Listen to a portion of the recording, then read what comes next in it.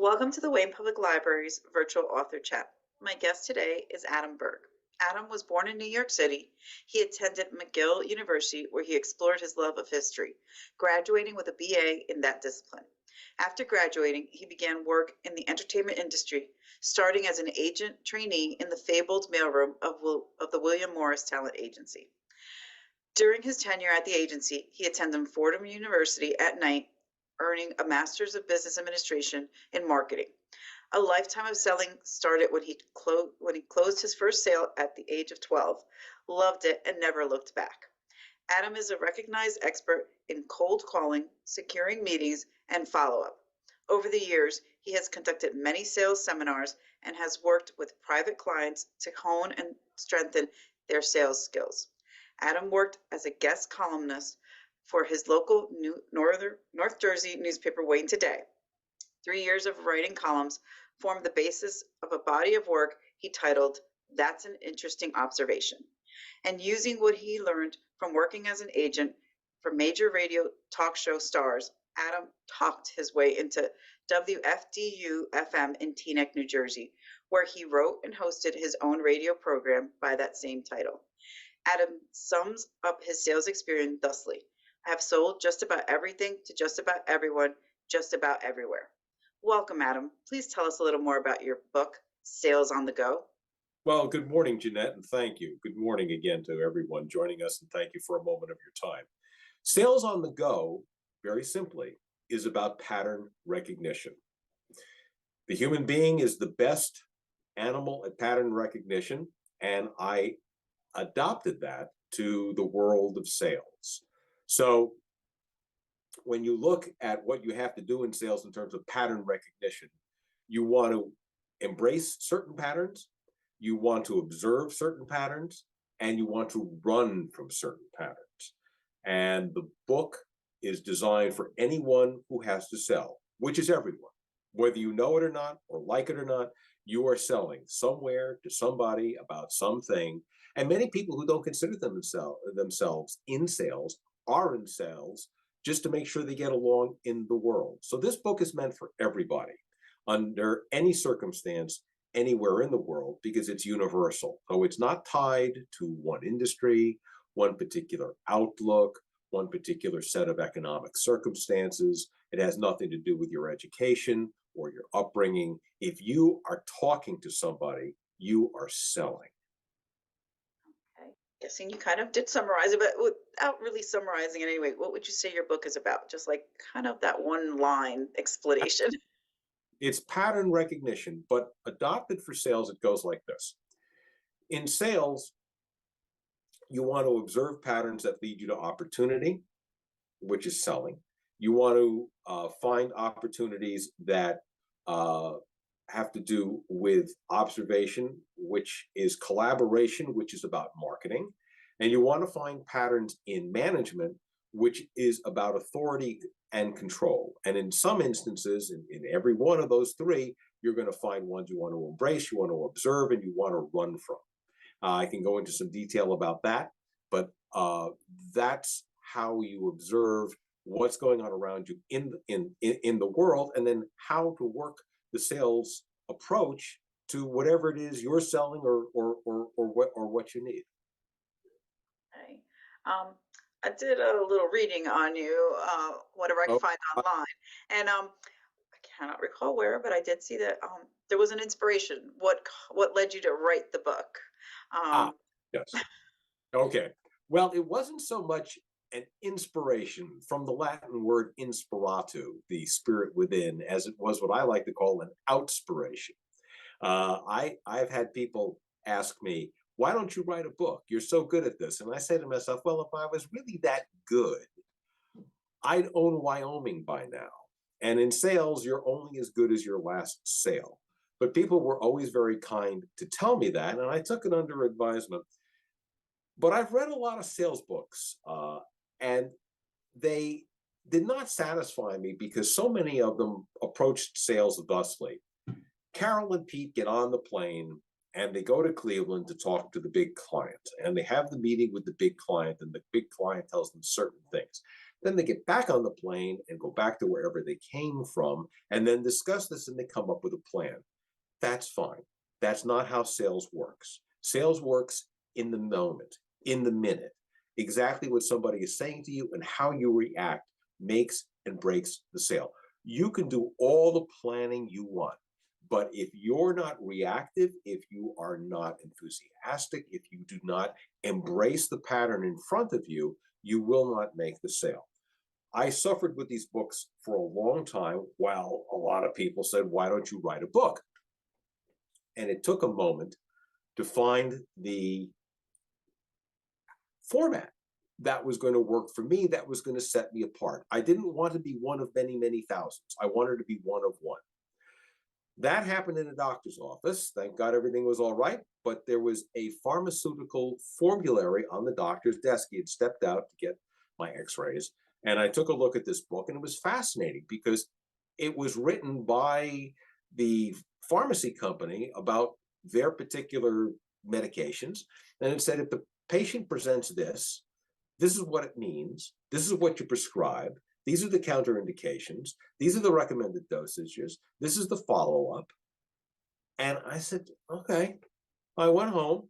I was thinking about it. I said, why isn't there a book like that in sales, which says, this is what the buyer says. This is what the buyer means. This is what you say. This is what you mean. Why does this happen? What are the chances of you making the sale? And what are your next steps? Now, that was the thought.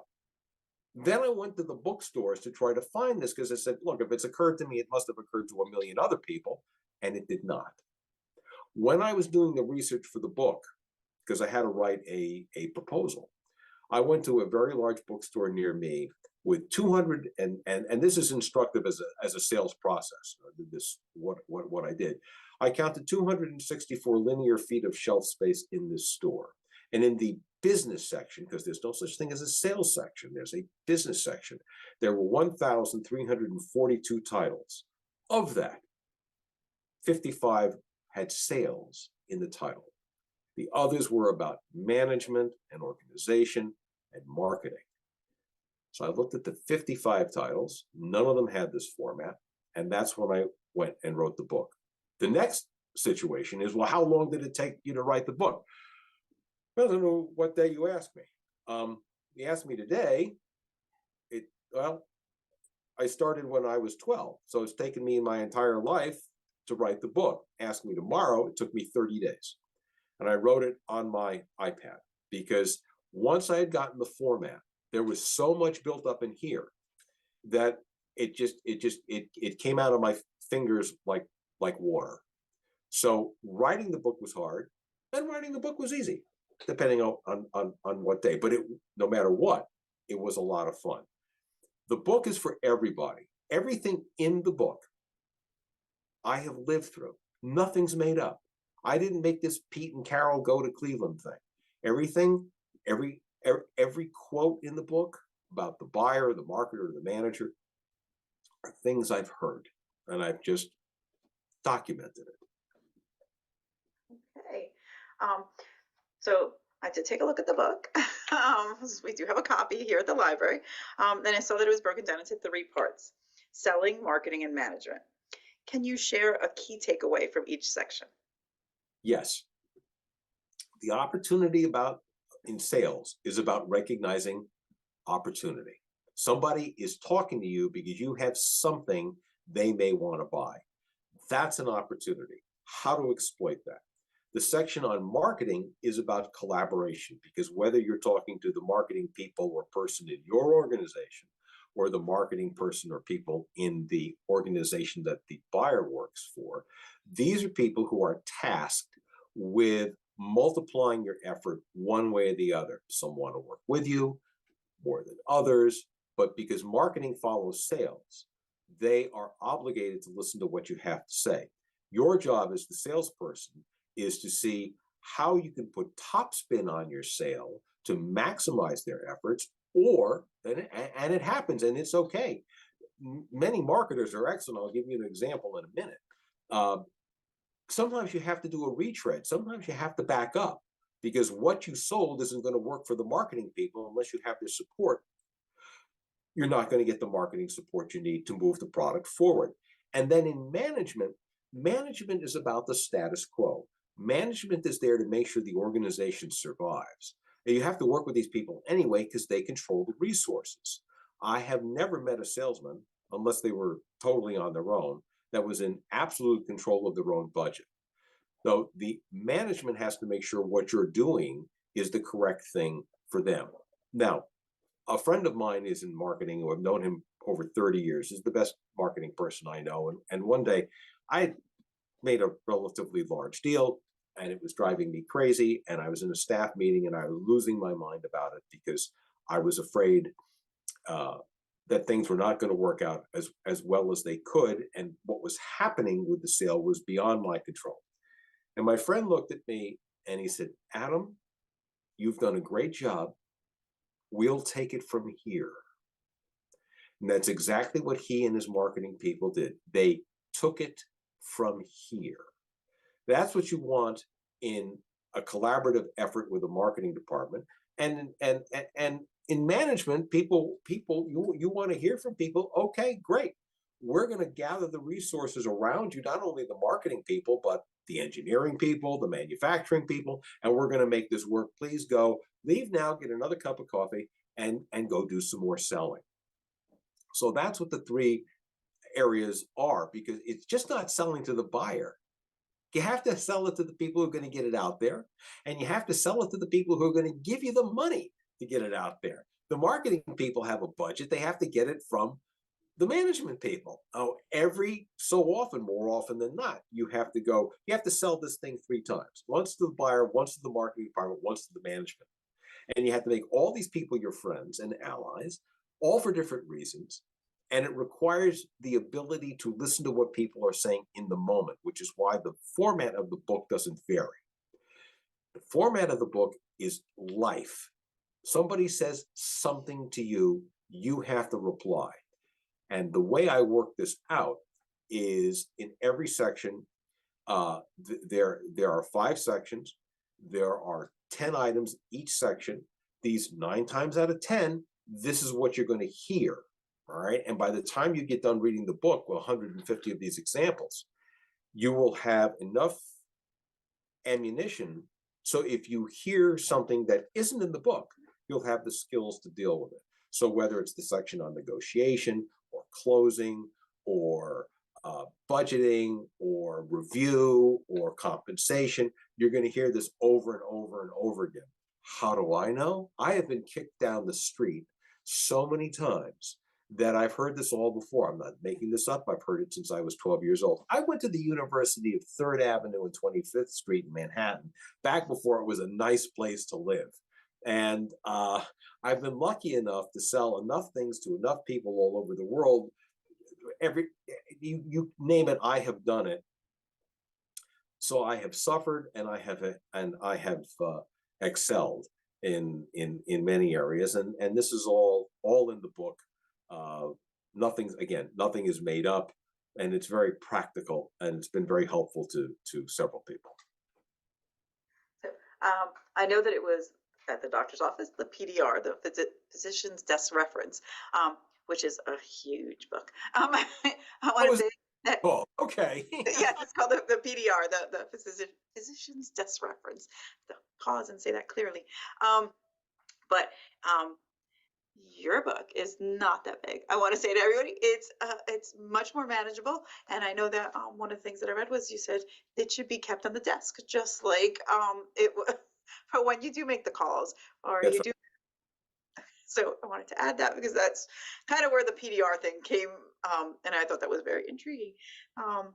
So another thing that I think was kind of interesting was your work for the Wayne Today. And my question for you is, how was writing the book different than writing for the newspaper? Well, it was very similar in the sense that writing for Wayne Today, which was 375 words, and the book, which is a lot longer, is basically the same as walking, jogging, or sprinting. It's one foot in front of the other. The difference is the column had nowhere near as many words as the book. So it all started with an idea. And the idea, I basically called up the editor of Wayne Today and I said, hey, um, I have ideas for a column, and I read what you've got, and how would you like some guest columns? And the editor said, well, okay, write me 375 words on the following topic. And I did. And lo and behold, 3 weeks later, they took it, and then it became a regular feature of Wayne Today on a fill-in basis. And I had the greatest time ever because the editor would write me, and she said, can you do something with this? And there was this in sales, you never say no, right? Okay.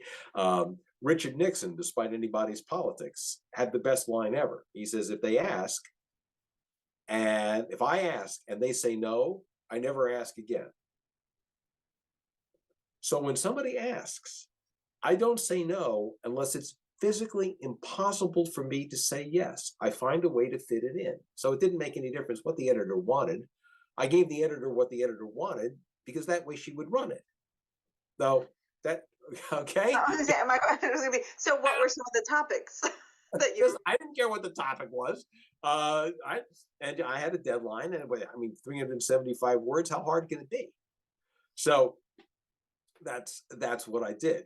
I had this body of work, and it was great fun. And I had somebody call me at home, and they said this particular item that you ran about how to have a good day, she said, it really inspired me. She said, I made 10 copies of it and I have posted it all over my house. So when I get up in the morning, I see it in the bathroom, then in my bedroom, then in my kitchen. I've got one in my car, I've got one at work.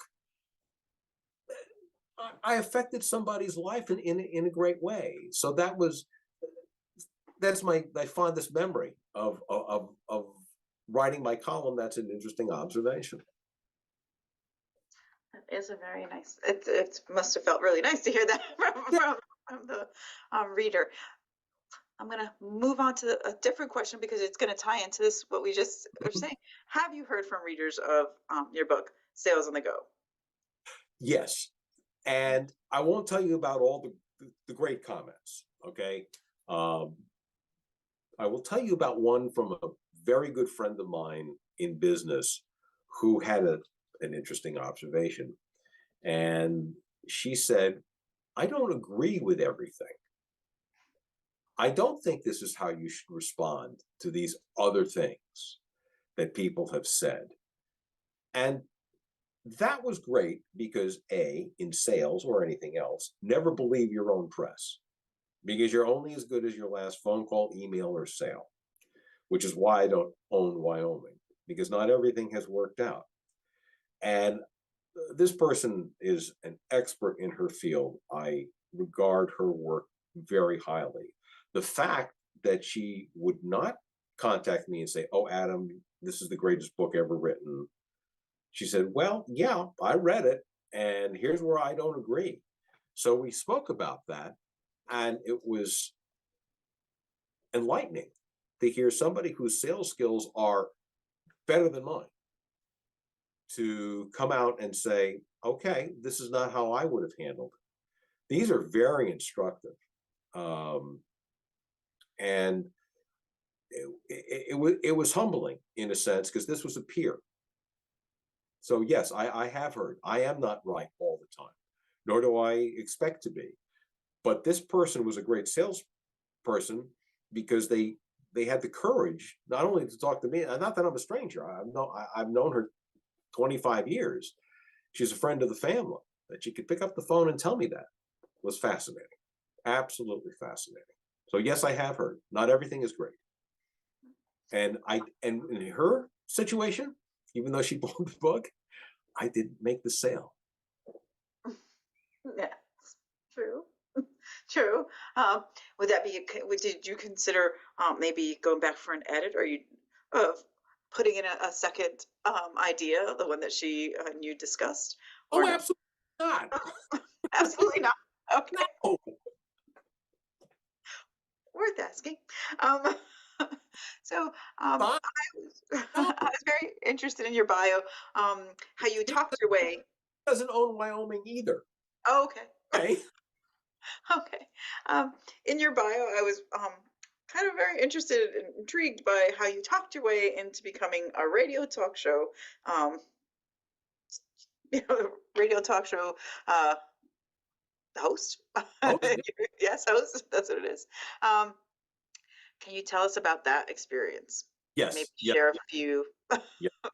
Be happy to, because it's all instructive about sales. In fact, it reflects the effort in the book. I had the very, very good fortune when I was a talent agent at the William Morris Agency to represent Arthur Godfrey. Now, that's probably a name many people don't know, but I was his last agent, and I got him his last deal and put him back on the air in a syndicated radio program. And Arthur loved me, and he took me out and he took me under his wing and he gave me the basics of broadcasting, which is he said he had set up a chair in his studio and he sat and he talked to the chair, which is not like Zoom because we're looking at each other and we got to look at the camera. He would just look at the chair and he pretended, he said, that his best friend in the world was sitting in the chair. This was revolutionary in radio because radio was relatively new when he got started. It was about 30 years old. But the techniques of talking to people to make it singular were important. So he gave me that insight. All right. So I was writing the column for Wayne Today. That ended when new management came in and they reconfigured the ratio between advertising and editorial. So I lost my spot, but that was okay because you turned a negative into a positive. I had this body of work, and I always liked radio, having represented people in it, and decided, okay, all right, I live in Wayne. So I drew a circle 25 miles around my house and said, I'm going to contact every radio station within 25 miles because I can get there in an evening to do the program. Okay, fine.